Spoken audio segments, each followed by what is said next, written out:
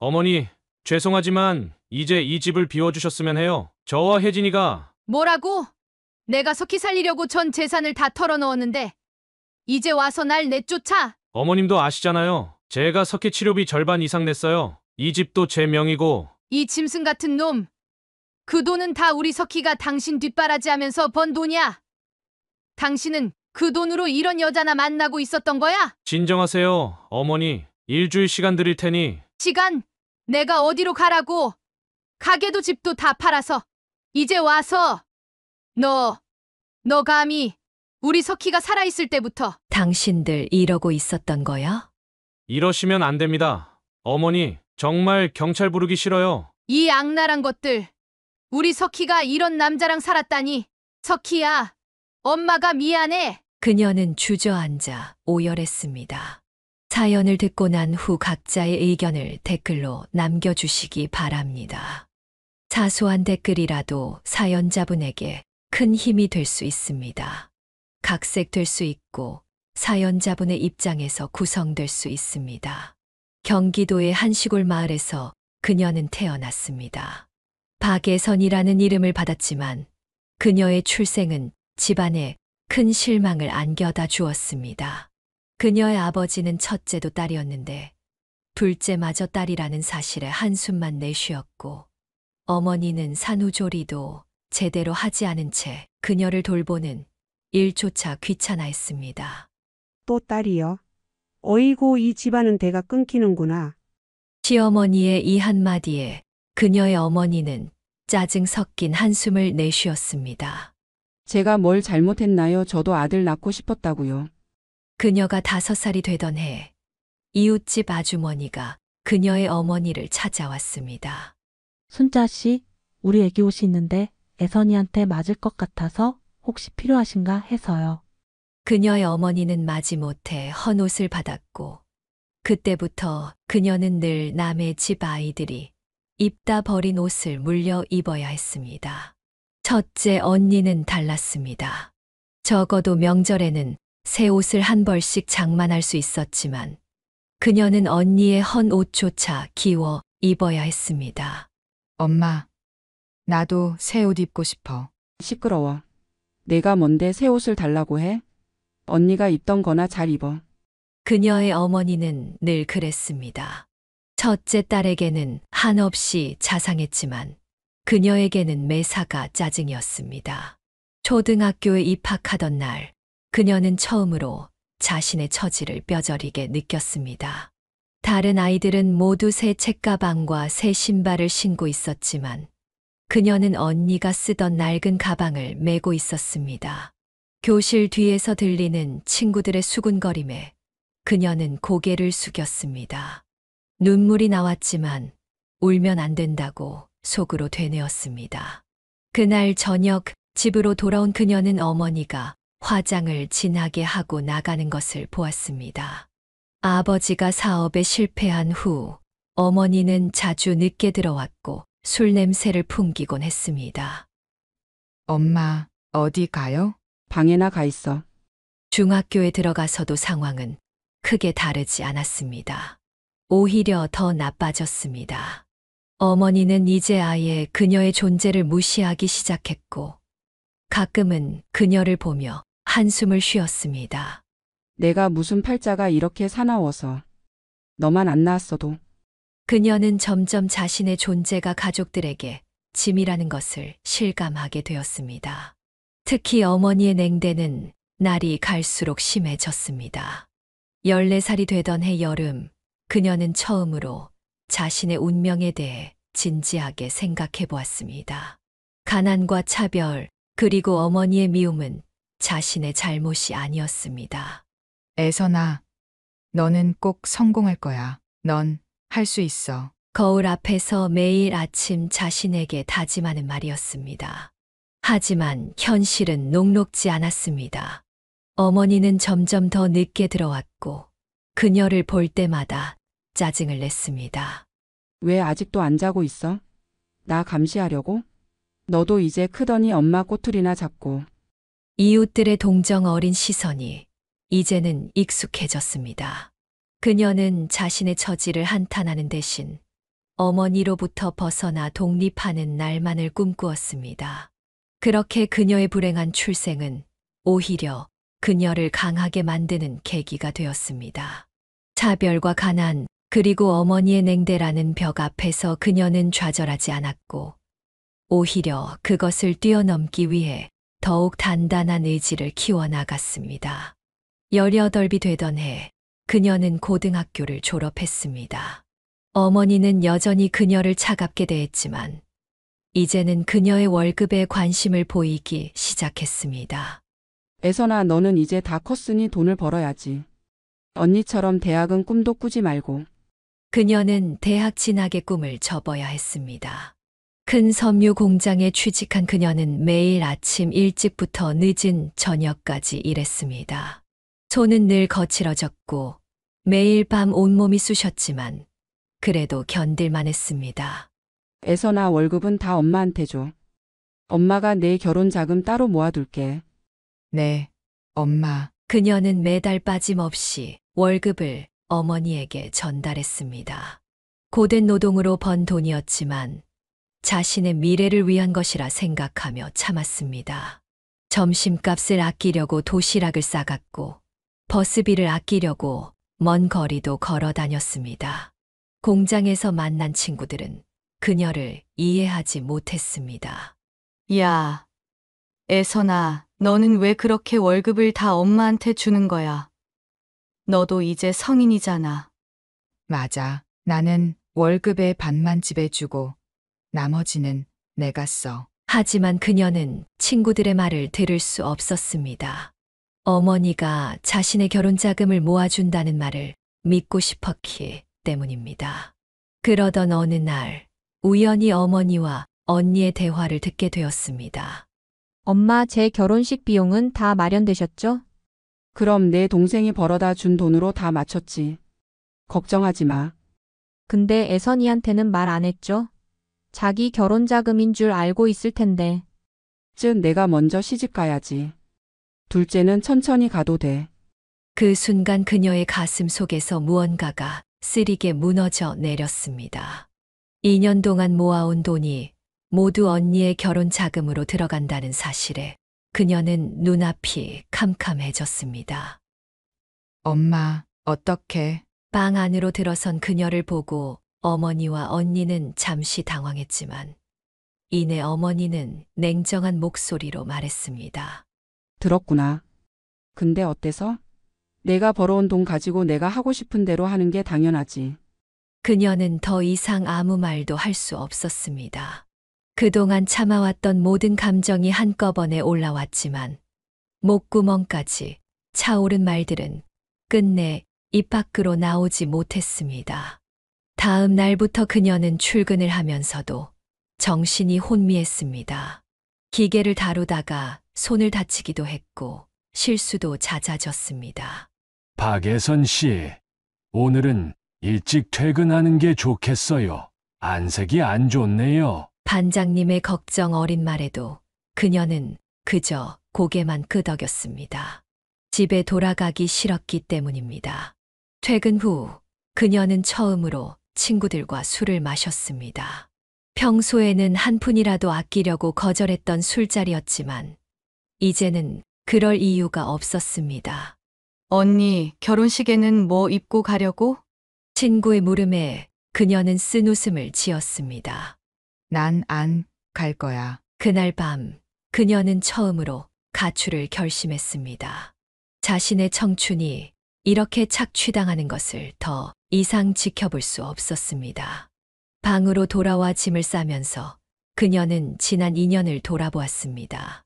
매일 새벽 5시에 일어나 공장으로 향하던 발걸음, 기계 소리에 귀가 멍해질 때까지 일하던 시간들, 그리고 매달 월급날이면 한 푼도 남기지 않고 어머니께 돈을 건네던 순간들.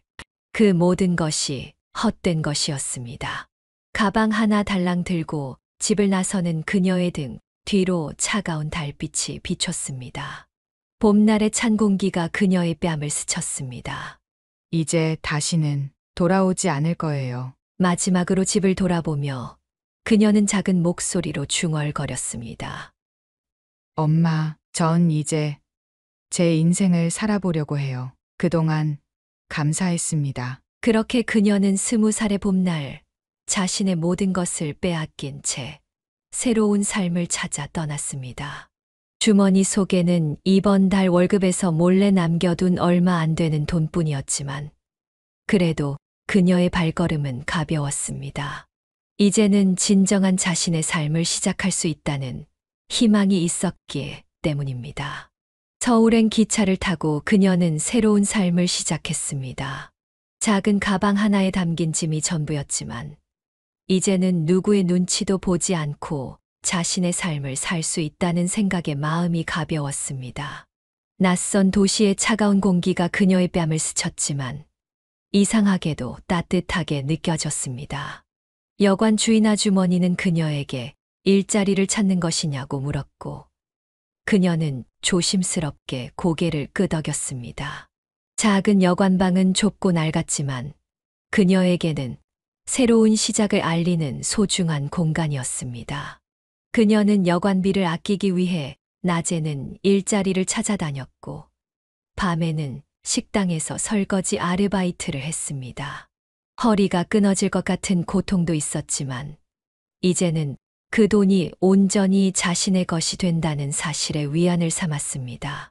매일 밤 작은 수첩에 그날 번 돈을 꼼꼼히 기록하며 그녀는 미래를 계획했습니다. 서울의 첫 겨울은 유난히 추웠습니다. 얇은 이불 하나로 추위를 견뎌내야 했지만 그녀는 불평하지 않았습니다. 오히려 이 고난의 시간이 자신을 더 강하게 만들어준다고 생각했습니다. 한 달이 지나고 그녀는 작은 분식집의 주방장으로 일하게 되었습니다. 주인 할머니는 그녀의 솜씨를 칭찬하며 언젠가는 혼자서도 장사할 수 있을 거라 격려해 주었습니다. 그 말에 그녀의 마음 속에는 작은 희망의 씨앗이 자라기 시작했습니다. 할머니, 저도 언젠가는 제 가게를 하고 싶어요. 매일 밤 할머니에게 장사의 기술을 배우며 그녀는 조금씩 돈을 모았습니다. 때로는 몸이 아파도 하루도 쉬지 않고 일했습니다. 주방의 뜨거운 김과 기름 냄새 속에서도 그녀의 꿈은 점점 선명해져 갔습니다. 밤늦게까지 일하고 돌아오는 길에는 늘 거리의 가게들을 유심히 살펴보았습니다. 어떤 위치가 좋을지, 어떤 메뉴를 팔아야 할지 하나하나 머릿속에 그려보았습니다. 그리고 마침내 2년이 지난 후 그녀는 자신만의 작은 김밥 가게를 열 수 있었습니다. 애선이네.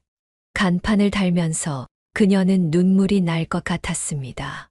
비록 좁은 골목에 자리 잡은 조그만 가게였지만 그녀에게는 꿈 같은 순간이었습니다. 처음으로 가게 문을 열던 날 그녀의 손은 떨렸지만 눈빛만은 단단했습니다. 매일 새벽 4시에 일어나 재료를 준비하고 밤 10시가 넘어서야 문을 닫는 고된 일상이었습니다. 하지만 그녀는 행복했습니다. 모든 것이 자신의 선택이었고 그 결과도 온전히 자신의 것이었기 때문입니다. 가게는 점차 입소문이 나기 시작했고 단골 손님들도 생겼습니다. 손님들은 그녀의 김밥 맛을 칭찬했고 가게의 깔끔함에 감탄했습니다. 매일 아침 첫 손님부터 마지막 손님까지 그녀는 한결같은 정성으로 음식을 만들었습니다. 더운 여름날 땀을 흘리며 김밥을 마는 그녀의 손놀림은 점점 더 능숙해졌습니다. 추운 겨울날에도 그녀의 가게는 문을 열었고 따뜻한 라면과 떡볶이를 찾는 손님들로 늘 북적였습니다. 때로는 피곤해 지쳐 쓰러질 것 같아도 손님들의 격려에 다시 힘을 낼 수 있었습니다. 혼자 장사하는 것이 힘들지 않냐는 질문에도 그녀는 늘 웃으며 괜찮다고 답했습니다. 그 미소 속에는 자부심이 깃들어 있었습니다. 3년이 지나자 가게는 더욱 번창했고 그녀는 마침내 가게를 확장할 수 있게 되었습니다. 좁은 골목에서 큰 길가로 나와 새 가게를 열면서 그녀는 자신의 성장을 실감했습니다. 이제는 더 이상 누구에게 의지하지 않고도 자신의 힘으로 당당히 설 수 있게 된 것입니다. 이제는 정말 제 삶을 살고 있구나. 거울 속에 비친 자신의 모습을 보며 그녀는 미소 지었습니다. 한때는 차갑고 어두웠던 눈빛이 이제는 자신감으로 빛나고 있었습니다. 그녀의 두 손에는 여전히 기름 자국과 칼질한 흔적이 남아 있었지만 그것은 이제 그녀의 자부심이 되어 있었습니다. 매일 새벽부터 밤늦게까지 가게를 운영하던 어느 날, 그녀의 일상에 작은 변화가 찾아왔습니다. 가게 문을 막 닫으려던 순간, 옆집에서 들려오는 아기의 울음소리가 그녀의 발걸음을 멈추게 했습니다. 저기 죄송한데 잠깐 도와주실 수 있을까요? 이영남이라는 그 남자는 빨갛게 달아오른 얼굴로 아기를 안고 있었습니다. 서툰 손놀림으로 아기를 달래려 했지만 아기의 울음소리는 더욱 커져만 갔습니다. 아기가 계속 울어서 어떻게 해야 할지 모르겠어요. 그녀는 망설임 없이 아기를 받아들었습니다. 오랜만에 느껴보는 작은 생명의 온기가 그녀의 마음을 따뜻하게 만들었습니다. 아기는 그녀의 품에 안기자 신기하게도 울음을 그치고 고요해졌습니다. 애기 엄마는 가출했어요. 이영남의 목소리에는 깊은 상처가 묻어 있었습니다. 그는 아내가 육아 스트레스를 견디지 못하고 떠났다고 했습니다. 갑작스러운 이별에 아직도 정신을 차리지 못한 듯 했습니다. 제가 도와드릴게요. 우선 아기부터 달래보죠. 그녀는 아기를 안고 부드럽게 흔들어 주었습니다. 오랜 시간 혼자 살아온 그녀였지만 아기를 대하는 모습은 자연스럽기만 했습니다. 마치 오래전부터 해왔던 일처럼 능숙하게 아기를 달래는 모습이었습니다. 아기가 배가 고픈 것 같네요. 분유는 있으세요? 그녀는 그날 밤 이영남의 집에서 아기의 분유를 타고 기저귀를 갈아주는 법을 하나하나 알려주었습니다. 그의 서툰 모습에서 안쓰러움을 느꼈지만 한편으로는 아기를 위해 최선을 다하려는 모습이 보기 좋았습니다. 집 안은 마치 태풍이 휩쓸고 간 듯 어지러웠습니다. 빨래는 쌓여 있고 설거지는 밀려 있었습니다.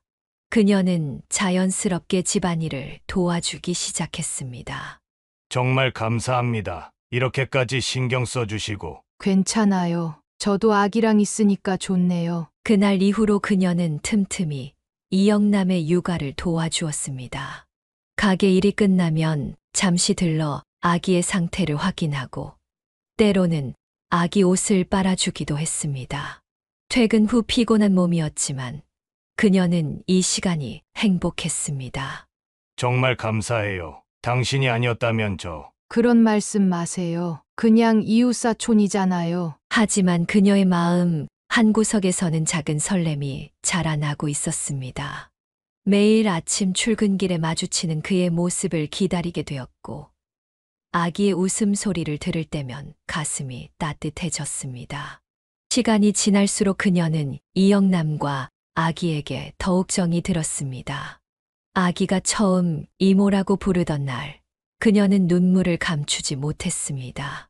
한 번도 경험해보지 못했던 가족의 온기가 그녀의 마음을 적셔왔기 때문입니다. 남자는 공장에서 일하는 평범한 노동자였지만 성실하고 책임감 있는 모습이 그녀의 마음을 움직였습니다. 특히 아기를 향한 그의 헌신적인 사랑은 그녀가 한 번도 경험해보지 못한 따뜻함을 느끼게 해주었습니다. 퇴근길에 아기 용품을 사러 가는 그의 뒷모습을 보며 그녀는 문득 자신의 어린 시절을 떠올렸습니다. 부모에게 받지 못했던 사랑을 이 작은 아기에게 주고 싶다는 생각이 들었습니다. 박예선 씨는 정말 대단한 분이에요. 가게도 운영하시면서 이렇게 저희를 도와주시고. 아니에요. 이영남 씨야말로 혼자서 이렇게 아기를 키우시는 게 대단하시죠. 두 사람의 대화는 점점 더 깊어졌고 서로를 이해하는 시간도 늘어갔습니다. 그녀는 처음으로 자신의 과거를 누군가에게 털어놓을 수 있었고 그는 자신의 아픔을 그녀와 나눌 수 있었습니다. 때로는 늦은 밤, 아기가 잠든 후 두 사람은 조용히 이야기를 나누었습니다. 서로의 상처와 아픔을 이해하며 그들은 점점 더 가까워져 갔습니다. 그것은 마치 운명처럼 자연스러운 일이었습니다. 1년간의 가까운 이웃으로 지내며 서로를 이해하게 된 두 사람은 자연스럽게 결혼을 결심했습니다. 그녀는 이영남의 청혼을 받아들이면서 가슴 한켠에서 따뜻한 행복감을 느꼈습니다. 석희야, 이제부터 우리 엄마가 되어 주실 거야. 이영남이 석희를 안고 그녀를 소개하던 날, 그녀의 눈에는 눈물이 고였습니다. 그녀는 석희를 꼭 안아주었습니다. 아이는 마치 이해한 듯 그녀의 품에 더욱 파고들었습니다. 그 순간 그녀는 자신의 모든 것을 이 작은 생명에게 바치리라 다짐했습니다. 작은 결혼식을 올린 후 그들은 가게 위층으로 보금자리를 옮겼습니다. 새로운 가족의 시작이었습니다. 그녀는 가게 일을 하면서도 석희를 돌보는 일을 게을리하지 않았습니다. 매일 새벽 가게 준비를 하기 전에 석희의 도시락을 먼저 싸고 아이의 옷을 정성스럽게 골라 놓았습니다. 비록 잠은 줄었지만 그녀는 전혀 힘들지 않았습니다. 여보, 오늘은 내가 석희 데리고 있을 테니까 당신은 좀 쉬어. 남편은 늘 그녀를 걱정했지만 그녀는 오히려 행복했습니다. 평생 혼자였던 그녀에게 석희는 하늘이 준 선물 같은 존재였기 때문입니다. 가끔 힘들 때면 석희의 웃는 얼굴을 떠올리는 것만으로도 새로운 힘이 났습니다. 엄마, 어느 날 석희가 처음으로 그녀를 엄마라고 부른 순간 그녀는 세상을 다 가진 것 같은 기쁨을 느꼈습니다. 친모의 존재는 영원히 비밀로 하기로 했습니다. 그것은 석희를 위한 것이기도 했지만 그녀 자신을 위한 것이기도 했습니다. 매일 아침 석희의 머리를 빗겨주고 유치원에 데려다 주는 일은 그녀에게 더 없는 즐거움이었습니다. 퇴근 후에는 석희와 함께 장난감을 가지고 놀아주었고 동화책을 읽어주었습니다. 특히 잠들기 전 석희를 안고 읽어주는 동화책 시간은 그녀가 가장 좋아하는 순간이었습니다. 주말이면 세 식구는 근처 공원으로 나들이를 갔습니다. 석희가 그네를 타는 동안 그녀와 이영남은 벤치에 앉아 도시락을 먹으며 이야기를 나눴습니다. 그런 평범한 일상이 그녀에게는 더없이 소중했습니다. 우리 석희가 최고로 예쁘지? 남편과 그녀는 서로를 바라보며 미소 지었습니다. 그들의 가정은 비록 평범했지만 그 누구보다도 행복했습니다. 석희는 날이 갈수록 쑥쑥 자라났고 그녀의 사랑 속에서 밝고 건강하게 성장했습니다. 가끔 시장을 보러 갈 때면 석희는 그녀의 치마폭을 잡고 졸졸 따라다녔습니다.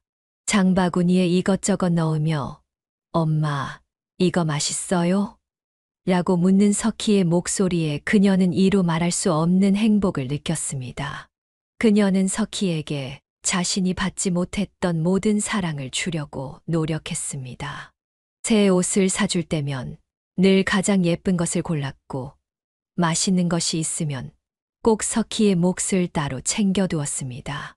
여보, 당신 덕분에 우리 가정이 이렇게 행복해. 남편의 말에 그녀는 고개를 저었습니다. 오히려 자신이 더 큰 행복을 선물 받은 것 같다고 생각했기 때문입니다. 새로운 가족과 함께하는 일상은 그녀의 삶에 커다란 의미를 가져다 주었습니다. 밤이 깊어 모두가 잠든 후 그녀는 가끔 석희의 방에 들어가 자는 모습을 지켜보곤 했습니다. 달빛 아래 고요히 잠든 석희의 얼굴을 바라보며 그녀는 자신의 삶에 찾아온 이 큰 축복에 감사했습니다. 우리 딸, 엄마가 늘 지켜줄게. 작은 속삭임과 함께 그녀는 석희의 이마에 입맞춤을 했습니다. 그리고 매일 밤 그녀는 이 행복이 영원하기를 기도했습니다. 비록 석희의 친모는 아니었지만 그 누구보다도 진정한 모성애로 석희를 사랑했습니다. 14살이 된 석희는 어느새 사춘기에 접어들었습니다. 처음에는 작은 변화들이었습니다. 학교에서 돌아와 오늘은 어땠어? 라고 물으면 대답 대신 한숨을 쉬었고, 주말이면 가족과 함께하던 나들이를 귀찮아하기 시작했습니다. 석희야, 아빠랑 공원 안 갈래? 싫어요. 전 친구들이랑 약속 있어요. 그녀는 이런 변화를 자연스러운 사춘기 증상이라 생각했습니다. 하지만 시간이 갈수록 석희의 모습은 더욱 달라져 갔습니다. 엄마, 제가 입양됐다는 거 애들이 다 알고 있더라고요. 어느 날 석희가 던진 말에 그녀는 가슴이 덜컥 내려앉았습니다. 누가 그런 말을. 중요하지 않아요. 어차피 사실이잖아요. 그 후로 석희는 점점 더 자주 방문을 걸어 잠갔습니다. 식사 시간에도 나오지 않았고, 그녀가 부르면 짜증을 냈습니다.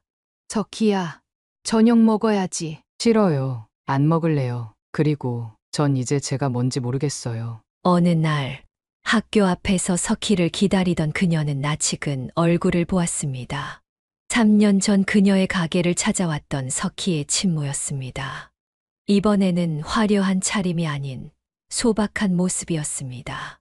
석희야, 여자는 학교에서 나오는 석희에게 다가갔습니다. 그녀는 급히 뛰어갔지만 이미 늦었습니다.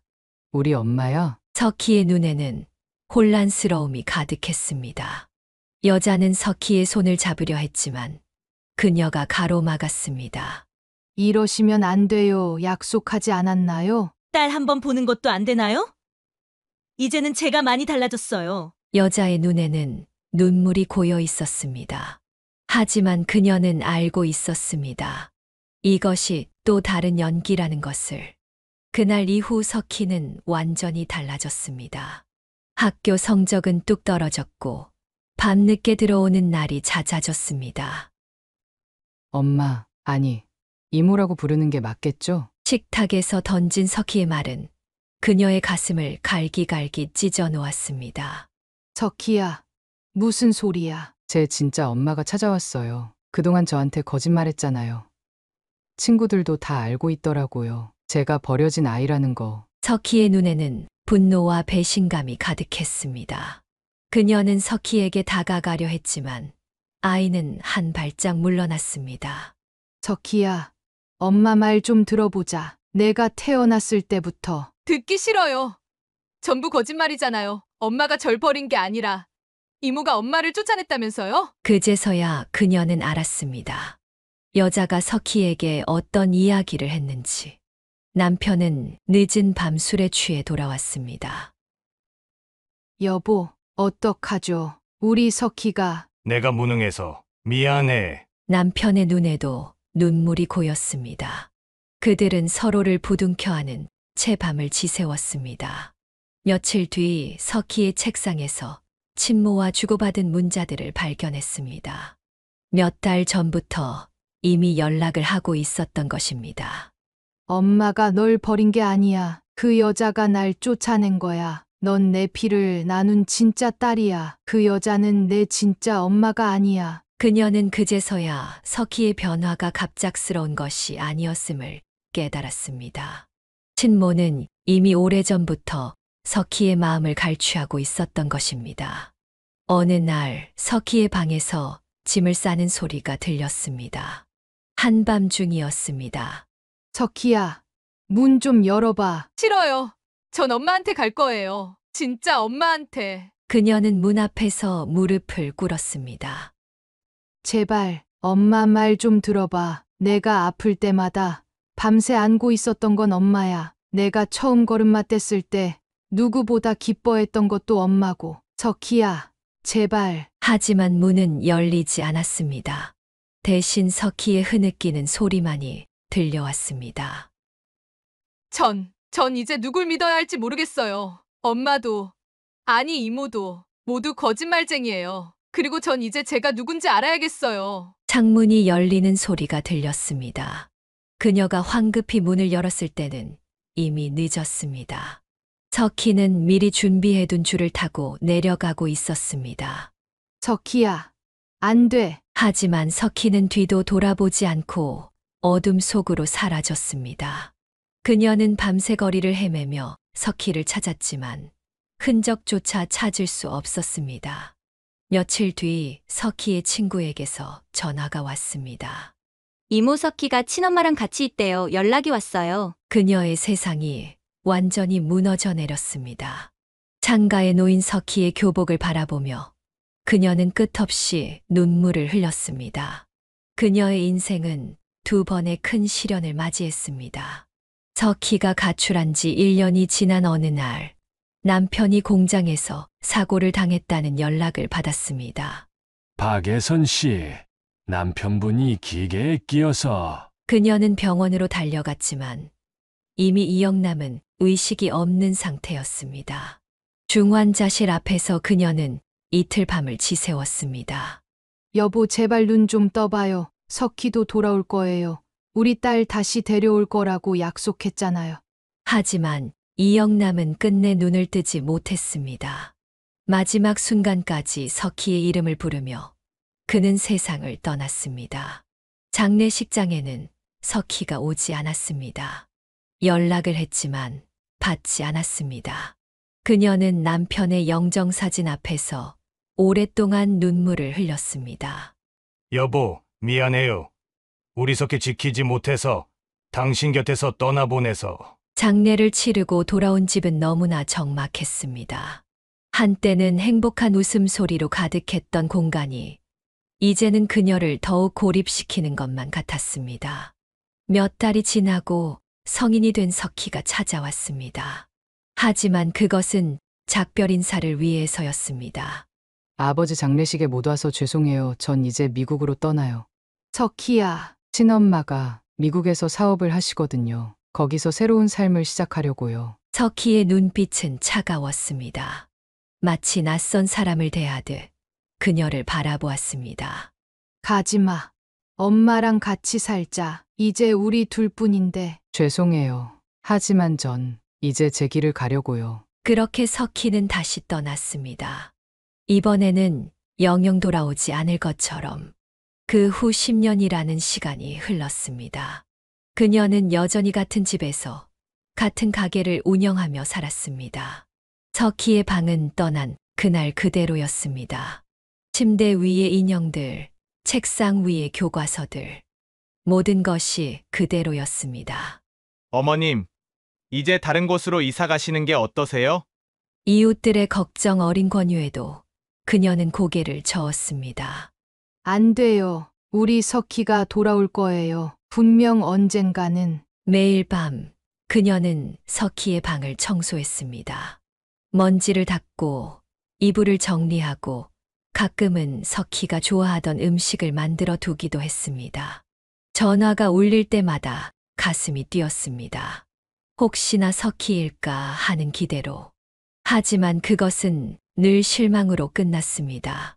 석희야, 엄마가 잘못했어. 제발 돌아와. 빈 방에 대고 중얼거리는 것이 그녀의 일상이 되었습니다.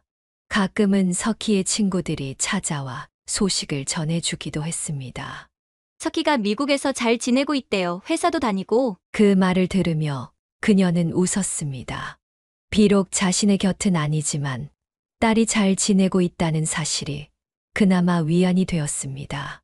세월이 흐르면서 그녀의 머리는 하얗게 변했고 주름도 깊어졌습니다. 하지만 가게는 여전히 문을 열었고 석희의 방은 늘 깨끗이 정돈되어 있었습니다. 오늘도 우리 석희가 좋아하던 김밥을 만들어 볼까? 그녀는 매일 새로운 희망으로 하루를 시작했습니다. 언젠가 딸이 돌아올 것이라는 믿음으로. 그리고 그날이 오면 따뜻한 밥과 정성스러운 반찬으로 딸을 맞이하겠다는 다짐으로. 어느 날 밤 갑작스러운 전화 한 통이 그녀의 일상을 깨트렸습니다. 낯선 남자의 목소리였습니다. 박예선 여사님 되시나요? 저는 석희의 남편 김영일이라고 합니다. 그녀의 심장이 멈추는 것 같았습니다. 10년 만에 듣는 석희의 소식이었습니다. 석희가 많이 아파요. 항암 치료를 받고 있는데. 순간 수화기를 떨어뜨릴 뻔했습니다. 그녀의 다리가 후들거렸습니다. 제발 한 번만 와주세요. 석희가 많이 힘들어하고 있어요. 지금 병원에 입원해 있습니다. 그날 밤으로 그녀는 택시를 타고 병원으로 향했습니다. 가게도 정리할 겨를 없이 문도 제대로 닫지 못한 채 서둘러 나왔습니다. 병실 문을 열자마자 그녀의 눈에서는 눈물이 쏟아졌습니다. 침대에 누워있는 석희는 너무나 야위어 있었고 항암 치료로 머리카락도 모두 빠져 있었습니다. 엄마, 석희의 목소리는 희미했지만 그 한마디에 담긴 의미는 너무나 컸습니다. 엄마, 나야, 내 엄마. 그녀는 석희의 마른 손을 잡았습니다. 차갑게 식은 딸의 손이 그녀의 가슴을 아프게 했습니다. 죄송해요. 그동안 연락도 없이 미국 간다고 거짓말해서. 괜찮아, 괜찮아. 엄마는 우리 석희만 볼 수 있다면 그걸로 충분해.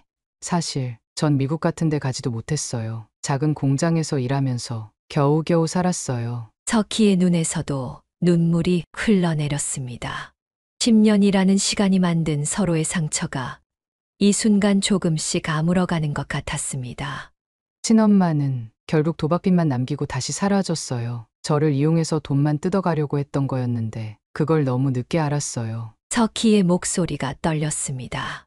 그제서야 알았어요. 엄마가 얼마나 저를 사랑하셨는지. 근데 이제는 너무 늦었죠? 그녀는 석희를 품에 안았습니다.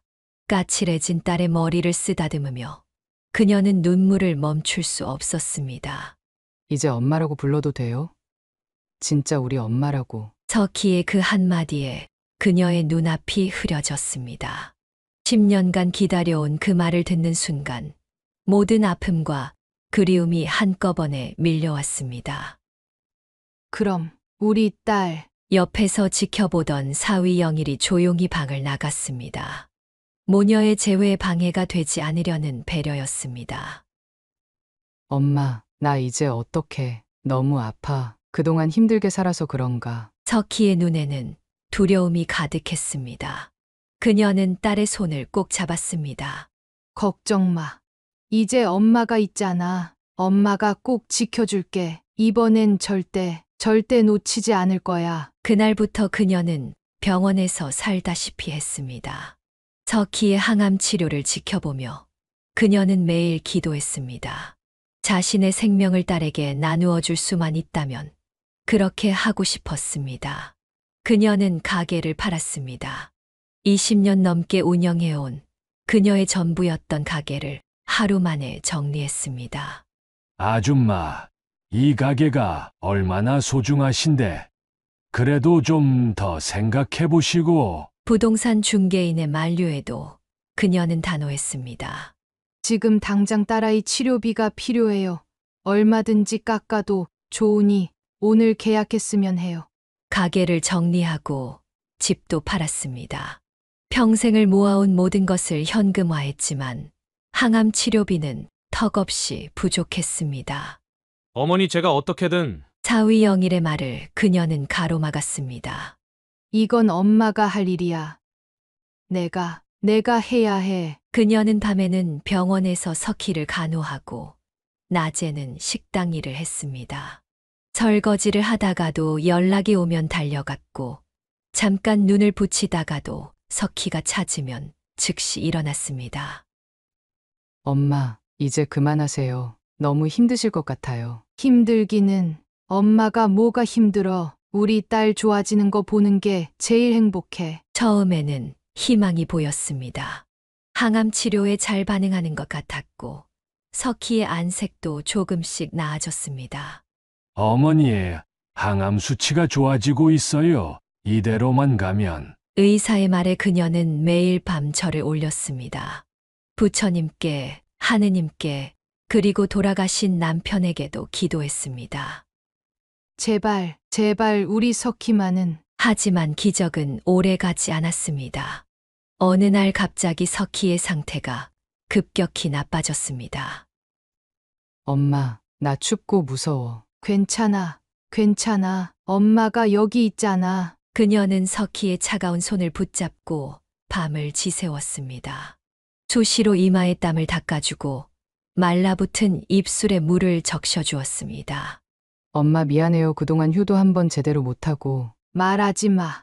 그런 말 하지 마. 우리 석희는 이제 다 나을 거야. 하지만 석희의 몸은 점점 더 약해져 갔습니다. 마지막 순간 석희는 힘겹게 입을 열었습니다. 엄마, 사랑해요. 진짜 우리 엄마. 그 말을 끝으로 석희는 눈을 감았습니다. 그녀는 석희의 차가워진 손을 잡은 채 울지도 못했습니다. 석희야, 일어나봐. 엄마가 더 잘할게. 이제는 절대 너 힘들게 안 할게. 하지만 석희는 더 이상 대답하지 않았습니다. 창밖으로 비가 내리기 시작했습니다. 마치 하늘도 그녀의 슬픔을 함께 나누는 것처럼 장례식장에는 비가 그치지 않았습니다. 그녀는 석희의 영정사진 앞에서 한 걸음도 움직이지 못했습니다. 사위 영일이 부축하려 했지만 그녀는 고개를 저었습니다. 마지막까지 내가 우리 딸 곁을 지켜야지. 먼 하늘을 보며 그녀는 중얼거렸습니다. 여보, 이제 당신이 우리 석희 좀 잘 부탁해요. 이번엔 제가 먼저 보내야 하나 봐요. 비에 젖은 영정사진을 마지막으로 바라보며 그녀는 석희의 집으로 돌아왔습니다. 이제는 그녀의 집이기도 했습니다. 딸의 치료비를 위해 가게와 집을 모두 처분한 후 석희 부부와 함께 살기로 했었기 때문입니다.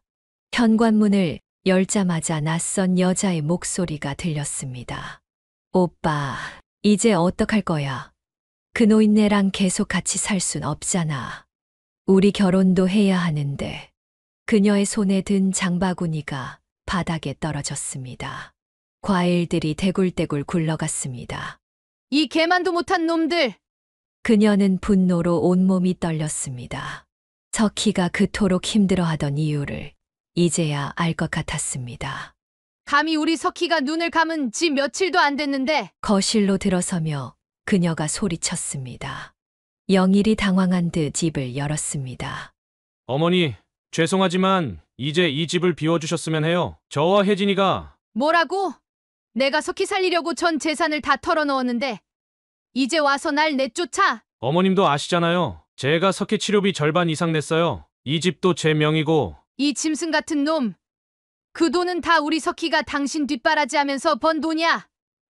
당신은 그 돈으로 이런 여자나 만나고 있었던 거야? 그녀는 현관에 있던 화분을 집어들어 영희를 향해 던졌습니다. 화분이 벽에 부딪혀 산산조각이 났습니다.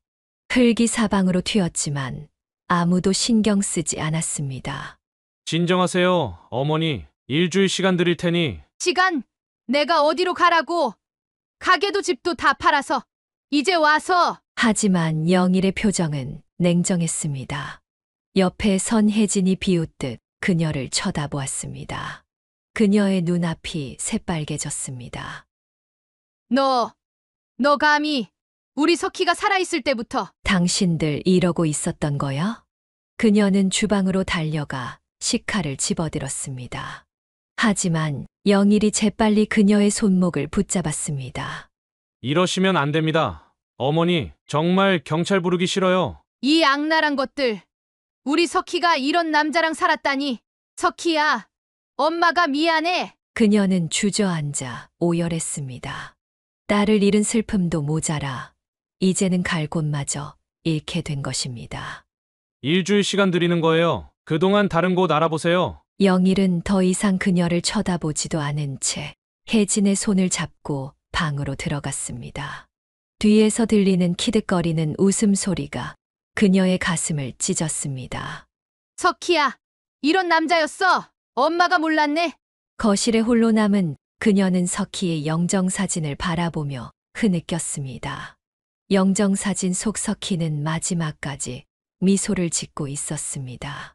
그 미소 뒤에 얼마나 큰 아픔이 있었는지 이제야 알 것 같았습니다. 아줌마 짐은 제가 이미 정리해뒀어요. 버리기 아까운 건 골라서 보관함에 넣어뒀으니. 혜진이 거실로 나와 차갑게 말했습니다. 그녀는 고개를 들어 혜진을 노려보았습니다. 우리 석희 물건은 건드리지 마. 감히. 내가 뭔데? 이제 제가 이 집 안주인이에요. 죽은 사람 물건은 치워야죠. 혜진의 말에 그녀는 다시 일어섰습니다. 하지만 이번에는 영일이 그녀의 앞을 막아섰습니다. 더 이상은 안 됩니다. 당장 경찰 부를 거예요. 그녀는 다시 주저앉았습니다. 이제는 눈물도 나오지 않았습니다. 단지 가슴 한 구석이 무너져 내리는 것 같았습니다. 밤이 되자 비가 억수처럼 쏟아 내리기 시작했습니다. 그녀는 석희의 방에 틀어박혀 밤을 지새웠습니다. 딸의 흔적이 가득한 이 방도 이제 일주일 후면 영원히 볼 수 없게 될 것입니다. 석희야, 엄마가 어디로 가야 하니? 너한테로 가면 안 될까? 창밖으로 빗소리가 들려왔습니다. 마치 하늘도 그녀의 처지를 슬퍼하는 것 같았습니다. 그녀는 마지막으로 석희의 방을 둘러보았습니다. 일주일이라는 시간이 순식간에 지나갔습니다. 오늘이 이 집을 떠나야 하는 날이었습니다. 작은 트렁크 하나에 남은 인생을 담아야 했습니다. 석희의 유품들을 정리하다 보니 옛 사진 한 장이 눈에 띄었습니다. 석희가 처음 걸음마를 뗐을 때 찍은 사진이었습니다. 그녀는 사진을 가슴에 꼭 안았습니다. 이제 어디로 가야 하나? 주머니에는 석희의 치료비를 대느라 털어넣은 전 재산이 남긴 빚이 남아 있었습니다. 가게도 집도 없었고 찾아갈 친척도 없었습니다. 어머니, 시간 다 됐습니다. 영일이 문을 두드렸습니다. 그녀는 천천히 일어섰습니다. 마지막으로 석희의 방을 둘러보며 벽에 걸린 딸의 영정사진을 바라보았습니다. 이제 갈게. 우리 딸. 현관을 나서는 순간 그녀는 뒤도 돌아보지 않았습니다. 영일과 혜진이 수군거리는 소리가 들렸지만 더 이상 그것에 분노할 힘조차 남아있지 않았습니다. 비가 부슬부슬 내리는 거리를 그녀는 천천히 걸었습니다. 어디로 가야 할지 모른 채 그저 걸었습니다. 지나가는 사람들이 이상한 눈으로 쳐다보았지만 신경 쓰지 않았습니다. 석희야, 엄마가 너무 못났구나. 그녀는 작은 공원 벤치에 앉았습니다. 비가 점점 더 거세게 내렸지만 우산을 펼 생각도 하지 않았습니다. 거기 할머니, 우산이라도 쓰시지. 지나가던 젊은 여자가 걱정스러운 목소리로 말을 걸었습니다. 괜찮아요. 이대로 있고 싶네요. 그녀의 머릿속에는 석희와의 추억들이 스쳐 지나갔습니다. 처음 만났을 때의 그 작은 아기부터 마지막 숨을 거둘 때까지 모든 순간이 생생했습니다. 이제 어디로 가야 하지? 우리 석희야. 주머니 속의 지갑에는 10,000원짜리 몇 장이 전부였습니다. 밤이 되자 비는 더욱 거세졌고 그녀는 근처 찜질방을 찾아갔습니다. 하루만 있다 가려고요. 찜질방 아주머니는 그녀의 초라한 모습을 안쓰럽게 바라보았습니다. 많이 힘드신가 봐요. 네, 딸아이를 잃었어요. 그녀는 처음 보는 사람에게 자신의 이야기를 털어놓았습니다. 딸을 잃은 슬픔, 사위의 배신, 그리고 모든 것을 잃어버린 자신의 처지까지. 여기서 일해 보시겠어요? 방도 하나 줄 테니. 찜질방 아주머니의 제안에 그녀는 고개를 들었습니다. 그렇게 그녀의 새로운 삶이 시작되었습니다. 매일 아침 일찍 일어나 수건을 개고 손님들의 옷을 정리하고 바닥을 닦았습니다. 힘든 일이었지만 이제는 이것이 그녀의 전부였습니다. 석희야, 엄마가 이렇게라도 살아갈게. 내가 하늘에서 보면 너무 속상하겠지만. 작은 방에서 혼자 밤을 보낼 때면 그녀는 항상 석희의 사진을 꺼내보았습니다. 딸의 미소를 보며 그녀는 하루하루를 버텨나갔습니다. 찜질방에서 일한 지 3개월이 지난 어느 날, 한 통의 전화가 걸려왔습니다. 박예선 여사님 되시나요? 저는 보험사 이석희님 담당자 김주임이라고 합니다. 따님 석희 씨 관련 건으로 연락드렸습니다. 그녀의 심장이 멎는 듯 했습니다. 석희의 이름을 듣는 것만으로도 가슴이 미어졌습니다. 네, 제가 석희 엄마입니다만. 석희 씨의 친모 이수연 씨가 2년 전 교통사고로 사망하셨는데 보험금 처리 과정에서 특이사항이 발견되어 연락드렸습니다. 혹시 시간 되시면 지사로 한번 방문해 주실 수 있을까요? 떨리는 발걸음으로 보험사를 찾은 그녀는 놀라운 사실을 듣게 되었습니다. 이수연 씨의 교통사고 보험금이 3억 원이 나왔는데요. 석희 씨가 이 보험금의 수령인을 어머님으로 지정해 두셨더라고요. 보험금 지급 신청서와 함께 편지도 남기셨습니다. 그녀는 귀를 의심했습니다. 보험사 직원이 내민 것은 흰 봉투 하나였습니다. 석희의 마지막 편지였습니다. 사랑하는 엄마에게, 엄마, 미안해요. 제가 너무 늦게 깨달았어요. 친엄마는 결국 도박비 때문에 저를 이용하려 했다는 걸. 그리고 엄마가 얼마나 저를 사랑하시는지도. 엄마, 이 돈은 제가 엄마께 드리는 마지막 선물이에요. 친엄마가 교통사고로 받게 된 보험금인데 제가 엄마께 드리고 싶어요. 제 진짜 엄마니까요. 사실 2년 전에 친엄마가 돌아가셨다는 연락을 받았어요. 그때 보험금 얘기도 들었는데 제가 아프면서 이 돈을 어떻게 써야 할지 많이 고민했어요. 영일 오빠가 바람 피우는 것도 알고 있었어요. 하지만 엄마가 상처받으실까 봐 말씀드리지 못했어요. 죄송해요. 이 돈으로 새로운 시작하세요. 가게도 다시 하시고 제가 못다 한 효도 이 돈으로나마 해드리고 싶어요. 그리고 마지막으로 하고 싶은 말이 있어요. 엄마, 저 이제 가도 될까요? 편지의 마지막 구분에는 눈물 자국이 선명했습니다. 그녀는 편지를 끌어안고 오열했습니다. 우리 딸, 이런 마음을 품고 있었구나. 보험사 직원은 조용히 서류를 내밀었습니다. 석희 씨가 돌아가시기 전날 병원에서 이 모든 걸 처리하셨어요. 제가 직접 찾아가서 서류 작성을 도와드렸는데 많이 힘들어 보이셨지만 어머님 생각하시면서 끝까지 서명하셨습니다. 그녀는 하늘을 올려다보았습니다. 창밖으로 따스한 햇살이 비치고 있었습니다. 마치 석희가 미소 짓고 있는 것만 같았습니다. 고마워, 우리 딸. 이런 선물을 준비하고 있었다니.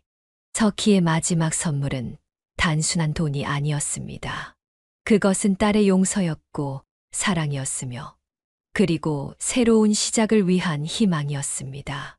이제는 내 삶을 살아볼게. 우리 딸이 바라던 대로. 그날 이후 그녀는 다시 일어섰습니다. 새로운 가게를 열었고 이번에는 더 큰 꿈을 꾸었습니다. 그리고 매년 석희의 생일이면 그녀는 가게 문을 닫고 하루 종일 딸의 이야기를 했습니다. 우리 석희가 있잖아. 마지막 순간까지 엄마를 생각한 딸의 마음이 그녀의 남은 인생을 지탱하는 힘이 되었습니다. 보험금을 받은 지 며칠 지나지 않아 그녀가 머물던 찜질방으로 영일이 찾아왔습니다. 허름한 차림에 술에 취한 모습이었습니다. 어머니 저예요. 영일의 눈은 충혈되어 있었고 며칠째 씻지 않은 듯한 냄새가 났습니다. 그의 뒤로는 임신한 듯한 혜진의 모습이 보였습니다. 집사람이 임신했어요. 이제 저희가 어떻게 살아야 할지 제발 도와주세요. 그녀는 싸늘한 눈으로 두 사람을 바라보았습니다. 너 진짜 뻔뻔스럽다. 우리 석희가 채 땅에 들어가기도 전에 뱃속에 아이까지 만들었다. 참 대단하네. 그리고 여기가 어디라고 날 찾아와. 어머니, 제발 돈 좀 빌려주세요. 사채업자들이 저를 죽이려고 해요. 석희 보험금 얼마 받으셨다면서요? 영일은 그 자리에서 무릎을 꿇었습니다. 혜진도 배를 부여잡은 채 눈물을 흘렸습니다. 제발 우리 아기라도 살려주세요. 저희가 잘못했어요. 뭐 잘못? 우리 석희가 항암 치료로 머리카락 다 빠지고 피를 토하면서도 당신을 믿고 있을 때 당신들은 뒤에서 무슨 짓 하고 있었는데? 어떻게 여길 찾아와서 돈을 달래? 그녀의 목소리가 점점 커졌습니다. 어머니, 제가 뭐든지 다 할게요. 장기라도 팔아서 갚을게요. 혜진이가 유산할지도 모르는데 제발. 유산? 그게 무슨 대수냐? 우리 석희는 죽었는데. 그녀는 비웃듯 말했습니다. 우리 석희 장례식장에서도 이러고 있었겠지? 그 위선적인 얼굴로 조문객들 맞이하면서 뱃속에 아이는 이미 있었던 거겠네? 혜진이 갑자기 바닥에 주저앉으며 배를 부여잡았습니다. 아, 아파요. 배가 살려주세요. 연기 그만해. 당신 뱃속 아이가 아깝다고요? 우리 석희는 얼마나 아팠는데.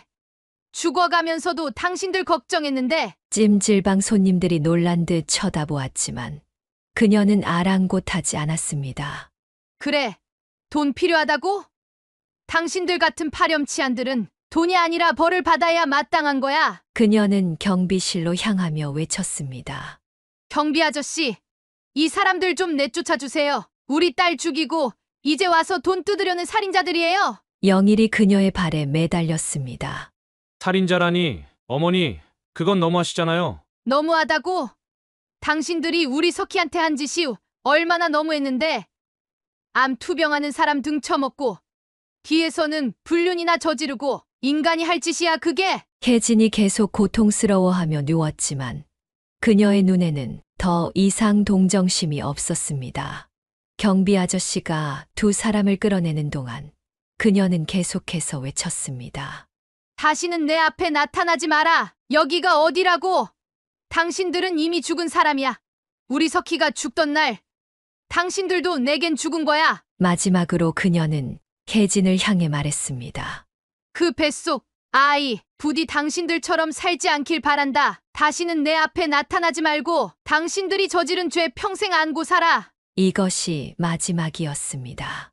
그녀는 두 번 다시 그들을 만나지 않았습니다. 우리 석희야, 엄마가 조금이나마 내 안을 풀어주었길 바란다. 그렇게 그녀는 과거의 모든 아픔을 뒤로하고 새로운 시작을 준비했습니다. 그녀는 서울을 떠나기로 했습니다.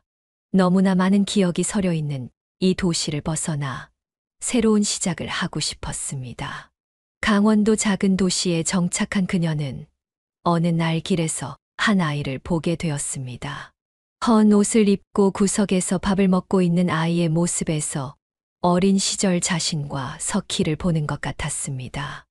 얘야 혼자야? 아이는 놀라서 도망가려 했지만 그녀의 따뜻한 눈빛에 발걸음을 멈췄습니다. 엄마가 도망갔어요. 그 말에 그녀의 가슴이 미어졌습니다. 석희의 어린 시절이 떠올랐습니다. 우리 집에서 밥 먹을래? 그렇게 데려온 한 아이가 둘이 되고 셋이 되었습니다. 엄마 없는 아이들, 갈 곳 없는 아이들이 하나둘 모여들었습니다. 석희야, 내가 남겨준 돈으로 좋은 일을 하고 싶어. 그녀는 결심했습니다. 3억이라는 돈으로 작은 돌봄 시설을 만들기로 한 것입니다. 시청에 찾아가 서류를 준비하고 전문가들을 만나 상담했습니다. 가칭 석희의 집으로 하려고 합니다. 제 딸 이름을 따서 아이들을 위한 공간을 마련하고 필요한 시설을 갖추었습니다. 그녀의 손맛이 담긴 따뜻한 밥을 먹을 수 있는 식당도 만들었습니다. 이제 이곳이 우리 아이들의 새로운 가족이 될 거야. 시설이 문을 열자 입소 문의가 쇄도했습니다. 편모, 편부 가정의 아이들, 조손 가정 아이들. 다들 저마다의 아픔을 안고 있었습니다. 걱정 마, 이제 여기가 내 집이야. 그녀는 매일 아침 일찍 일어나 아이들의 아침을 준비했습니다. 등교하는 아이들을 배웅하고 돌아오는 아이들을 맞이했습니다. 이모, 오늘 학교에서 아이들은 그녀를 이모라고 불렀습니다. 처음에는 어색해하던 아이들도 이제는 그녀를 진짜 이모처럼 따랐습니다. 우리 석희가 있었다면 이런 언니가 되었을까? 휴게실에 걸린 석희의 사진을 바라보며 그녀는 생각했습니다. 이제 이곳에는 20명의 아이들이 있었고 그들 모두가 그녀의 새로운 가족이 되었습니다. 엄마가 되는 건 꼭 피가 섞여야 하는 게 아니구나. 그녀는 매일 밤 일기를 썼습니다. 아이들과 있었던 일들, 그들의 성장 과정을 기록했습니다. 마치 석희에게 편지를 쓰듯이.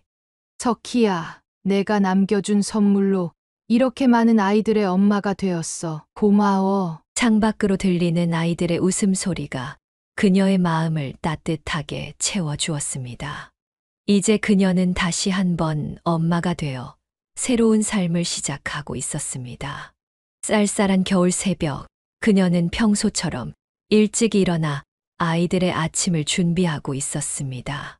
문득 현관 쪽에서 희미한 울음소리가 들렸습니다. 문을 열자 작은 바구니 하나가 놓여 있었습니다. 그 안에는 갓난아기가 담요에 둘러싸여 있었습니다. 바구니 옆에는 쪽지 하나가 있었습니다. 제발 아이만이라도 살려주세요. 미혼모라 키울 수가 없어요. 그녀는 떨리는 손으로 아기를 안아 올렸습니다. 차가운 겨울바람에 얼어붙은 듯한 작은 몸이 그녀의 가슴을 저몄습니다. 이렇게 추운 날 얼마나 무서웠니? 아기는 그녀의 품에 안기자 울음을 그쳤습니다. 마치 20년 전 처음 석희를 안았을 때처럼 따뜻한 감정이 밀려왔습니다. 이모 누구예요? 아침 일찍 일어난 아이들이 하나둘 모여들었습니다.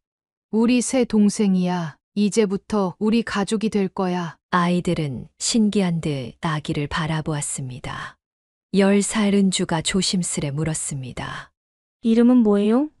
그녀는 잠시 생각에 잠겼다가 입을 열었습니다. 은희. 이 아이 이름은 은희야. 석희와 비슷하면서도 다른 이름을 지어주었습니다. 새로운 시작이라는 의미를 담아 우리가 같이 키울 거예요. 너희들이 언니, 오빠가 되어줄 거지? 아이들은 눈을 반짝이며 고개를 끄덕였습니다. 그렇게 시작된 은희와의 인연은 그녀의 삶에 또 다른 의미를 가져다 주었습니다. 밤늦게까지 울던 아기를 달래고 기저귀를 갈아주고 젖병을 물리는 일은 힘들었지만 행복했습니다. 석희야, 내가 아기였을 때가 생각나는구나. 은희는 무럭무럭 자라났고 다른 아이들은 자연스레 은희의 보호자가 되어 주었습니다. 숙제하는 중학생 옆에서 젖병을 물고 누워있는 아기의 모습은 이제 이 집의 일상이 되었습니다. 이모, 저도 나중에 은희처럼 버려진 아기들을 돌볼 거예요. 13살 미영이의 말에 그녀는 눈시울이 붉어졌습니다. 상처받은 아이들이 서로를 보듬으며 자라나는 모습이 너무나 감동적이었기 때문입니다. 이제 그녀의 모성은 한 사람에게만 향하는 것이 아니었습니다. 석희를 통해 배운 사랑으로 더 많은 아이들을 품을 수 있게 되었습니다. 우리 은희야, 너는 절대로 외롭지 않을 거야. 이렇게 많은 가족이 있으니까. 그렇게 그녀는 다시 한번 누군가의 엄마가 되어 새로운 희망을 만들어가고 있었습니다. 따뜻한 봄날, 된 그녀는 정원의 벤치에 앉아 아이들을 바라보고 있었습니다. 할머니, 저 오늘 대학 합격했어요. 달려오는 은희를 보며 그녀는 미소 지었습니다. 그날 버려졌던 갓난아기는 어느새 사회복지학과에 합격한 성인이 되어 있었습니다. 석희야, 내가 남겨준 선물로 이렇게 많은 아이들이 자라났구나. 그녀는 하늘을 올려다보았습니다. 자신의 삶이 곧 저물어 간다는 것을 느끼면서도 그녀의 마음은 평온했습니다. 엄마. 할머니. 여기저기서 들려오는 아이들의 부름소리. 한때는 버림받고 상처받았던 아이들이 이제는 서로를 보듬으며 자라나고 있었습니다. 이제 난 행복한 엄마가 된 것 같구나. 석희의 사진을 바라보며 그녀는 중얼거렸습니다. 한 사람의 죽음으로 시작된 이야기가 수많은 생명의 탄생으로 이어진 것입니다. 우리 석희야, 잘 보고 있니? 내가 남겨준 사랑이 이렇게 크게 자랐어. 봄바람이 불어오고 아이들의 웃음소리가 정원에 가득했습니다. 그녀의 인생은 이제 완성되어 가고 있었습니다. 어쩌면 이것이 진정한 모성이었을지도 모릅니다. 피가 아닌 사랑으로 이어진 더 크고 깊은 모성이 그렇게 그녀의 삶은 마지막 꽃을 피우고 있었습니다. 사연을 듣고 댓글을 남겨주시기 바랍니다. 사소한 의견일지라도 사연자분에게는 큰 힘이 됩니다. 노골적인 악성 댓글은 사연자분에게 상처가 될 수 있으니 삼가주시기 바랍니다.